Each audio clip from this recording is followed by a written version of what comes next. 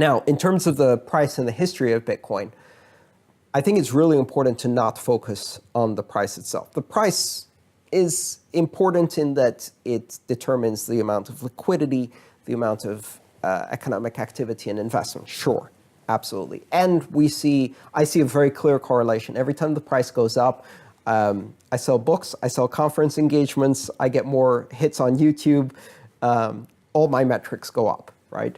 So in some ways, I get kind of whiplashed back and forth because of the price. But the really interesting history of Bitcoin is in the development of the technology. As a technology, Bitcoin has been going through this growth phase very similar to where the internet was in the early 90s. So the core technology maturing, getting more and more robust, getting more and more secure, every attack strengthening the system, recovering from attacks and then getting stronger and more immune to the next attack. And that cycle repeating over 8 years. Something astonishing is happening here. You have a global currency that is not only worth $12 billion in total market now, but has been creating economic activity every 10 minutes, which is the heartbeat of Bitcoin, the blockchain. Every 10 minutes, it has been beating for 8 years nonstop. Has not gone down ever in 8 years, has not been stopped in 8 years, and just continues this relentless beat forward. At the same time, the technology itself is evolving so fast.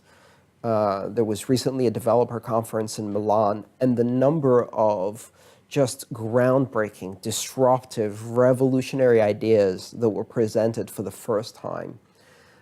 These won't actually reach the end users of Bitcoin for about 2 years. We're now seeing the things that were invented in 2014 are just now hitting the market. Okay. And the new stuff is impressive.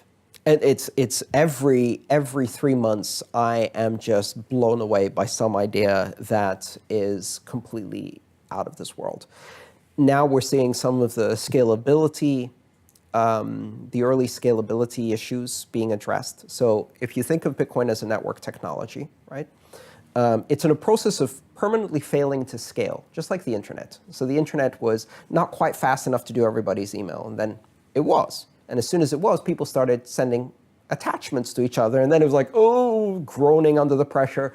It can't do all of the attachments, then it can, so people start doing phone calls over the internet, and then it starts groaning again. And this process of constantly failing, because as soon as there's more capacity, people say, oh, wow, hey, now we can do HD video. We couldn't do HD video before. Now we can do 3D video. Now we can do 3D HD holographic video, whatever. There's always a new application. And so the applications always expand to fill the available capacity. And then it starts groaning again for a while, and people optimize it and improve it. Okay. And expand the scale. Bitcoin has been going through that same growth process.